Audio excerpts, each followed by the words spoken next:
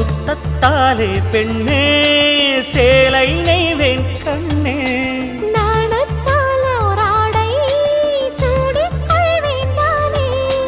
பாயாகும் அடி சொல்லாதே பஞ்சணம் புதையல் ரகசியமே